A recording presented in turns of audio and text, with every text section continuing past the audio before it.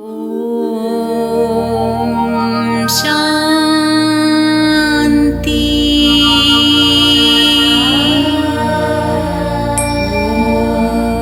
ఓం శాంతి.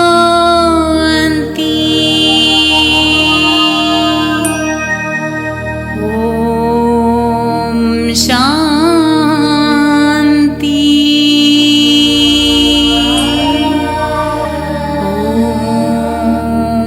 శాంతి.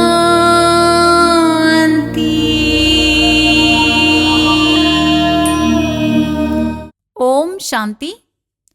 అందరికీ నమస్కారం. ఈ చరిత్రం తెలుసుకునే ముందు ఒక చిన్న విషయం. ఇది సంపూర్ణ ఆత్మజ్ఞానం, ఆత్మ పరమాత్మల కథ. దేవీ దేవతలంటే అందరికీ తెలుసు. కానీ వారు ఏ విధంగా దేవతలయ్యారు, వారినెవరు అలా తయారు చేశారు అనేది చాలామందికి తెలియదు. దశావతారాలుగా మనం చెప్పుకునే శ్రీమన్నారాయణుడు ఏ పురుషార్థం చేసి ఆది పురుషుడుగా నెంబర్ 1గా నిలిచాడో ఈ చరిత్ర ద్వారా తెలుసుకుందాం. నేను అంటే మేను అనే భ్రాంతిలోనే చాలామంది ఉన్నారు. కానీ నేను అంటే ఆత్మ, భృకుటి స్థానంలో ఉండే చైతన్య జ్యోతిర్బిందు స్వరూపం. ఆ స్థితిలో ఉండి ఈ చరిత్రను వినండి. ఇప్పుడు చరిత్రలోనికి వెళ్దాం. ఓం శాంతి. బ్రహ్మబాబా జీవిత చరిత్ర 14వ భాగం. సరస్వతి జగదంబ తమ కోకిల వంటి స్వరం ద్వారా ఈశ్వరీయ జ్ఞానము చాలా స్పష్టంగా పత్రికల ద్వారా ప్రపంచానికి ఇలా తెలియచేశారు. ఇప్పుడు పరమపిత శివపరమాత్మ అయిన తండ్రి సత్యయుగ స్వర్గరాజ్యం అయిన పావన సృష్టిని ఇప్పుడు మరలా స్థాపన చేస్తున్నారు. కలియుగ మహావినాశనం కొరకు మార్గములు తెరవబడుతున్నవి. ఆటంబాంబులు, మిస్సైల్స్, ప్రకృతి వైపరీత్యములు, గృహ కలహాలు మొదలైన రూపాలలో తీవ్రంగా ఈ వినాశనం జరుగుతుంది. భవిష్యత్తులో వినాశ జ్వాల ప్రజ్వలితమవుతుంది. కనుక తమ జీవితాలను శ్రేష్టంగా తయారు చేసుకునుటకు ఈ సమయం ఎంతో శ్రేష్టమైనది. ప్రస్తుతం సంపూర్ణమైన శాంతి ఎవరికీ దొరకని కారణంగా అందరూ శాంతిని వెదుకుచున్నారు. దుఃఖం, అశాంతులను తొలగించుకొనుటకు ప్రజలు అనేక ప్రయత్నాలను చేస్తున్నారు. కానీ సరియైన ప్రయోజనాన్ని ఎవరూ పొందలేకపోతున్నారు. శాంతి కొరకు యజ్ఞములు, శాంతి సమ్మేళనములు, శాంతి శాసనములు, శాంతి ప్రణాళికలు ఎన్నో చేస్తున్నారు. దీనివలన అశాంతిని తొలగించలేమని తెలుసుకున్నారు. శాంతి స్థాపన చేయుటకు సత్యమైన మార్గం ఒక్కటే. అది ప్రతి వ్యక్తి శాంతిని బాహ్య ప్రపంచము నుండి పొందాలనే ఆలోచన మాని తనలో ఉన్న శాంతిని అనుభవం చెయ్యాలి. ఎప్పుడైతే సంఘటితంగా మానవులందరూ అంతరంగములో శాంతిని అనుభవం చేస్తారో అప్పుడు వాయుమండలం శాంతిమయమవుతుంది. ఈ విధంగా విశ్వశాంతి సాధ్యమవుతుంది. వ్యక్తి శాంతి మరియు విశ్వశాంతి ఒక దానిపై మరొకటి ఆధారపడి ఉంది. వ్యక్తి వలన విశ్వశాంతి, విశ్వశాంతి వలన వ్యక్తి శాంతి సాధ్యమవుతుంది. శాంతి స్థాపన వలన అశాంతి కనుమరుగైనట్లు ధర్మ స్థాపన వలన అధర్మం అంతమొంది కలియుగ అసురీ రాజ్య మహావినాశనమై సత్యయుగ స్థాపన జరుగుతుంది. ఈ వాక్యములు భగవద్గీతలో చెప్పబడినవి. సతో ప్రధానమైన సుఖప్రదమైన సృష్టి యొక్క స్థాపనను సాక్షాత్ జ్ఞాన స్వరూపుడు, సర్వశక్తివంతుడు, సర్వాత్మల తండ్రి అయిన పరమాత్ముడే చేయును. ఆ తండ్రి అవతరణ కలియుగ అంత్యం మరియు సత్యుగ ఆది అయిన సంధికాలము లేక సంగమ కాలమందు ఆదిదేవుడైన ప్రజాపిత బ్రహ్మ యొక్క సాధారణ తనువునందు జరిగినది. అందుకే ఈ యుగమును కళ్యాణకారి పురుషోత్తమ సంగమ యుగము అని అంటారు. బ్రహ్మ తనువు ద్వారా భగవద్గీతలో చెప్పినట్లు శివపరమాత్మ సహజ రాజయోగమును నేర్పించి ముక్తి జీవన్ముక్తులను ప్రసాదించును. మరియు శంకరుని ద్వారా అధర్మపూరితమైన సృష్టిని వినాశనం చేసి సర్వ ఆత్మలను కర్మబంధనముల నుండి ముక్తులను గావించి బ్రహ్మలోకము లేక ముక్తిధామము, మోక్షపురి, శివపురి అయిన పరంధామమునకు తీసుకొని వెళ్తారు. పిల్లలు పరమాత్మ సాధారణ మానవ తనువులో వచ్చి ఉన్నారు. ఏ తండ్రినైతే మీరు జన్మ జన్మల నుండి వెదుకుతున్నారో ఆ తండ్రి మీకోసం వచ్చారు. మీ నుండి ఆశించి కాదు, మీకు ఇవ్వటానికి, మీ జోలెను జ్ఞానరత్నాలతో నింపటానికి, సర్వులకు సద్గతినివ్వటానికి, సుఖశాంతుల వారసత్వాన్ని ఇవ్వటానికి, పతితులను పావనంగా చేయటానికి, దుఃఖార్తులను సుఖస్వరూపులుగా చేయటానికి, దేహాభిమానులను దేహీ అభిమానులుగా చేయటానికి, 3 కాలాల 3 లోకాల జ్ఞానం తెలియచేయటానికి, ఆత్మలతో మిలనం చేయటానికి, అలౌకిక ఆనందం అతీంద్రియ సుఖం ఇవ్వటానికి, స్వర్గ రాజ్య భాగ్యమును ప్రసాదించటానికి మీకోసం వచ్చారు. వృద్ధ మానవుని దేహమును కాక అతడిలో అరుదించిన అద్వితీయ అనిర్వచనీయ అమరుడైన నిర్వికార నిరహంకార నిరాకార జ్యోతిర్బిందు స్వరూపమును ఆత్మిక దృష్టితో దర్శించండి. జన్మను చరితార్థం చేసుకోండి. ఇప్పుడు సందేహపడితే తరువాత పశ్చాత్తాప పడవలసి వస్తుంది. ఇప్పుడు లేకపోతే మరెప్పుడూ లేదు. ఈ విధంగా మాతేశ్వరి సర్వజనులకు వార్తాపత్రికల ద్వారా పరమపిత శివపరమాత్మ అవతరణను గూర్చి స్పష్టమైన సందేశాన్ని ఇచ్చారు. ఇలా మాతేశ్వరి కాన్పూరులో ఉపన్యాసముల ద్వారా అనేక మందికి ఈశ్వరీయ జ్ఞానాన్ని అందించారు. అలౌకిక మాత ద్వారా వెలువడిన జ్ఞాన మధుర వాహినిలో పిల్లలు 5000 సంవత్సరముల క్రితం వలె ఓలలాడి తీయని స్నేహానుభూతిని పొందారు. తరువాత మాతేశ్వరి ఢిల్లీ వెళ్లారు. ఆమెకు ఆహ్వానం పలుకుటకు వచ్చినప్పుడు ఆ వచ్చిన వారు పూలదండలను తీసుకొని వచ్చి ఆమె మెడలో వేయబోయారు. అప్పుడు మమ్మ ఆ మాలలను సున్నితంగా తిరస్కరించి, పిల్లలారా, నాకు ఈ పూలమాలలు వద్దు, మీలాంటి చైతన్య పుష్పములు కావాలి. మీరు ఇప్పుడు ముళ్ల నుండి పుష్పాలుగా అయ్యారు. మీ వంటి చైతన్య పుష్పాలను తయారు చేయటం కోసం పితాశ్రీ నన్ను ఇక్కడికి పంపించారు.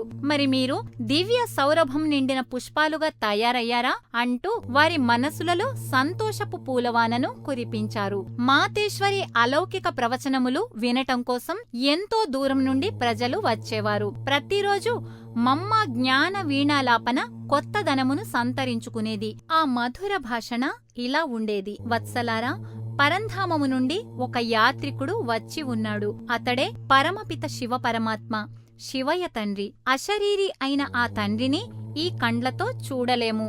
మనస్సు అనే దివ్య చక్షు ద్వారా మాత్రమే చూడగలము. అతడు లోక పరలోక భేదములు, ఆత్మ పరమాత్మల పరిచయమును తెలుపుతారు. సర్వులను సంపూర్ణం చేయటానికి వచ్చారు.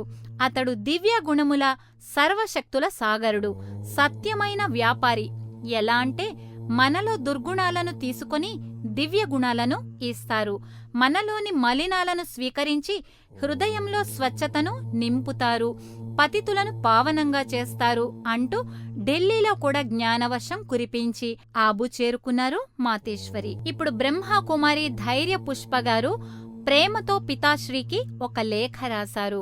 ఆ లేఖ యొక్క సారాంశం ఇది: ప్రియమైన బాబా, 5000 సంవత్సరముల తరువాత పరమపిత శివపరమాత్ముని యొక్క పరిచయ భాగ్యం కలిగింది. ఈ కళ్యాణకారి సంగమ యుగములో జ్ఞానవర్షమును మాపై కురిపించి మమ్ములను ముళ్ల నుండి పుష్పాలుగా మార్చారు. మరలా ఢిల్లీ వచ్చి మమ్ములను జ్ఞాన సాగరములో జలకమాడించ కోరుచున్నాము. ఇదే విధంగా కన్యలు సోదరులు కూడా పితాశ్రీకి ఢిల్లీకి రమ్మని అభ్యర్థిస్తూ లేఖలు రాశారు. దానికి బదులు బ్రహ్మబాబా లేఖ ఇలా రాశారు: మధురమైన పిల్లలు, శివబాబా ఢిల్లీ వస్తున్నారు కనుక ఈ రథమును కూడా ఢిల్లీ వచ్చుటకు ఆజ్ఞలనిచ్చారు. మీ పిలుపు విని పారసపురి నుండి ఢిల్లీకి శివబాబా అతిథిగా వస్తున్నారు. ఆ తండ్రిని కలుసుకొనుటకు మీరు పవిత్రతా నియమాలను తప్పకుండా పాటించాలి.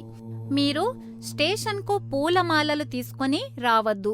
బాబా సాధువో మహాత్ముడో కాదు, మీ తండ్రి. స్టేషన్కు ఎక్కువ మంది కూడా రావద్దు. ఎందుకంటే జ్ఞానవంతులైన పిల్లల యొక్క ధనములో ప్రతి పైసా కూడా ఎంతో విలువైనది. అనవసర ఖర్చులు చెయ్యకుండా ఆ ధనం బాబా సేవకు వినియోగించండి. అజ్ఞానులు అశుద్ధ ఆహారమును స్వీకరించువారు పరమపిత శివ పరమాత్ముని గాంచలేరు, మిలనము కూడా చెయ్యలేరు. కనుక అటువంటి వారికి మిలన సమయంలో ప్రవేశము లేదు. తండ్రి చాలా సాధారణ తనువులో వస్తున్నారు కనుక అట్టహాసములు, ఆర్భాటములు చెయ్యొద్దు. ఈ కలియుగి ప్రపంచపు అన్ని వస్తువులను బాబా అంతం చేయనున్నారు. మీరు ఈ దృశ్య ప్రపంచానికి అతీతంగా ఉండి శాంతిధామము, సుఖధామములను అనుభవం చేసుకోండి. వైకుంఠంలో అత్యంత సుందరమైన వస్తువులు మీకు లభిస్తాయి. ఇది లేఖ యొక్క సారాంశము. బ్రహ్మబాబా ఢిల్లీ వచ్చారు. బాబా ఆజ్ఞ ప్రకారం తమ హృదయములనే పుష్పములుగా తయారుచేసి ప్రేమతో సమర్పించి బాబాను ఆహ్వానించారు వత్సలు. ప్రతిదినం శివబాబా అమృతవేళయందు జ్ఞానమురళిని వినిపించేవారు. వత్సలకు అంతులేని ప్రాప్తి లభించింది. కొద్ది రోజులలోనే వారి సాధనకు ఆటంకములు ఏవైతే ఉన్నాయో ఆ లోపములన్నీ తండ్రి సన్నిధిలో మట్టుమాయమయ్యాయి. శివబాబా దివ్య వచనములు ఇలా ఉన్నాయి: పిల్లలారా, సన్యాసులు తపస్సు కొరకు ఇల్లు వాకిళ్ళు, భార్య పిల్లలను వదలి అడవులకు వెళ్ళిపోతారు. అది తప్పు. ఎందుకంటే స్త్రీ సాంగత్యములో ఉంటూ కామమును జయించుట అసాధ్యం అని వారు తలిచారు. కాని మీరు జ్ఞానము, యోగముల ద్వారా పవిత్రంగా ఉంటూ గృహస్థ వ్యవహారమును సంభాళించాలి. కొంతమంది సోదరీ సోదరులకు పవిత్రతా నియమము కొరకు అనుమతి లభించని కారణంగా వారు ఇల్లు విడిచి రావలసి వచ్చింది. వారిపై లోకులు ఎన్నో నిందలను మోపారు. మీ తండ్రి స్వర్గరాజ్య స్థాపన చేయుటకు వచ్చారు. అందుకొరకు తప్పకుండా పవిత్రంగా అవ్వాలి. ప్రతి ఇంటిని స్వర్గంగా తయారు చేయాలి. అంతేగాని ఇంటిని వదిలి వెళ్లరాదు. మీ నిజస్వరూపం ఆత్మ. ఆ స్వరూపంలో సదా తండ్రిని స్మృతి చెయ్యండి. అప్పుడు పవిత్రత చాలా సహజంగా మీ సొంతమవుతుంది. ఈ పంచ వికారములు, సోమరితనం వల్లనే జన్మ జన్మల నుండి మీరు దుఃఖితులుగా అవుతున్నారు. వాటిని నాకు దానమివ్వండి. ఇవి తప్ప మీ నుండి నేనేమీ కోరను. దానికి బదులుగా మీకు పట్టిన గ్రహణమును విడిపించి స్వర్గరాజ్య భాగ్యమును ప్రసాదిస్తాను. ఇలా బాబా జ్ఞాన మురళీ గానం చేస్తుంటే జ్ఞాన గోపికలు దేహాన్ని మరచి అతీంద్రియ సుఖపు ఊయలలో ఊగుతూ ఉండేవారు.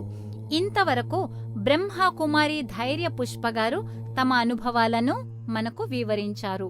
ఇప్పుడు బ్రహ్మకుమారి జానకి దాదీజీ ఇలా చెప్తున్నారు: సాకార బాబా యొక్క జ్ఞాన మురళి ప్రభావమును ఏమని వర్ణించను. మురళి విన్న ఆత్మ బాబాపై స్నేహంతో మనసు మధువనంగా అయ్యేది. బాబా యొక్క సుమధుర ధరహాసము, దివ్య వ్యక్తిత్వము, వారి గమనాగమనములు అద్భుతం, అసమానము, అద్వితీయము, అసమాన్యము. ఈ వయస్సులో కూడా సంపూర్ణ ఆరోగ్యంగా, స్ఫూర్తిదాయకంగా, ముఖమండలం దివ్యమైన తేజస్సుతో, భ్రుకుటి మధ్య జ్యోతిస్వరూపము చాలా స్పష్టంగా కనిపించేది. ఇది ప్రతి ఒక్కరూ కూడా చెప్పేవారు.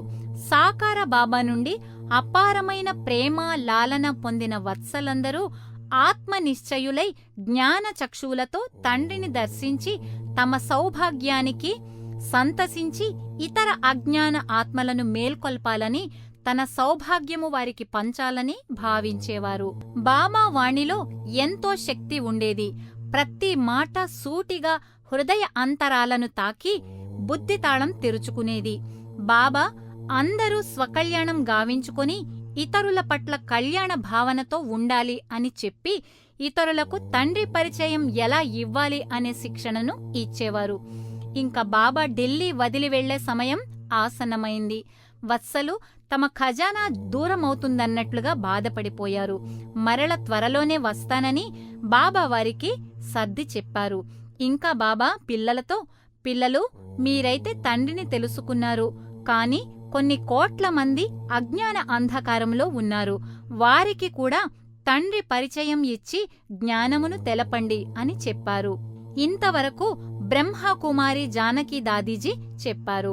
ఇప్పుడు బ్రహ్మకుమారి ఈషుగారు ఇలా చెప్తున్నారు: బాబా మందిరాలకు వచ్చే భక్తులకు తండ్రి పరిచయాన్ని ఇచ్చేందుకు విభిన్న రీతులలో కరపత్రములు ముద్రించి ఏ భక్తులకు ఎలా జ్ఞానమివ్వాలి, జ్ఞానమిచ్చు సమయంలో సంకల్పం ఎలా ఉండాలి అనే విషయం గురించి శిక్షణ ఇచ్చేవారు. అలా మేము శివాలయం, లక్ష్మీనారాయణుల మందిరం, జగదంబ మందిరము, కృష్ణ మందిరం మొదలైన మందిరాలకు వెళ్లి కరపత్రములను పంచి సేవ చేసేవాళ్లం.